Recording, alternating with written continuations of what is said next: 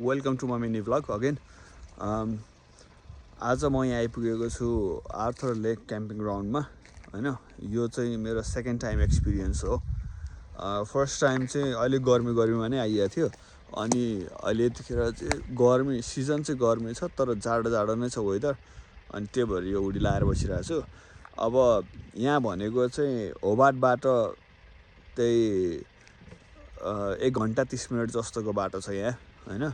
अनि त्यसपछि लन्चेस्टरबाट पनि लगभग त्यस्तै पर्छ, 1.5 घन्टा जस्तोकै बाटो पर्छ। सो यो ठाउँको मेन भनेको चाहिँ राम्रो के छ भने हैन, यो ठाउँमा चाहिँ पपुलर फिसिङ स्पट भनेको यो मेरो पछाडि देखिरहनु भएको यो हो हैन। यो भनेको चाहिँ आर्थर लेक हो हैन। यो ट्राउटको लागि पपुलर ठाउँ हो, ट्राउट फिसिङको लागि। तर किप द्याट इन माइन्ड कि यो यसमा फ्रेस वाटरमा गर्नको लागि फिसिङ लाइसेन्स चाहिन्छ, त्यो अफकोर्स तपाईँलाई थाहा होला।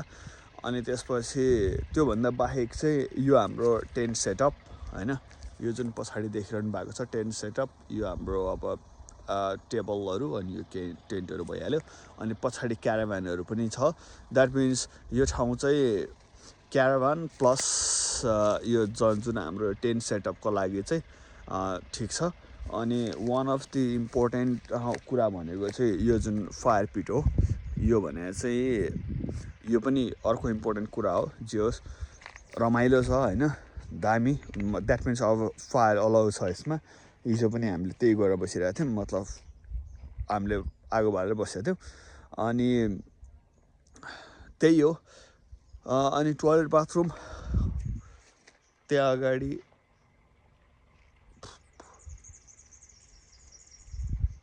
त्यहाँनिर छ, त्यो भनेको टोयलेट बाथरुम हो। अनि जस बवाल छ ठाउँ, एकचोटि सबैजना चेक चाहिँ गर्नु होला है त। यो ठाउँ दामी छ, बवाल ठाउँ छ है। ल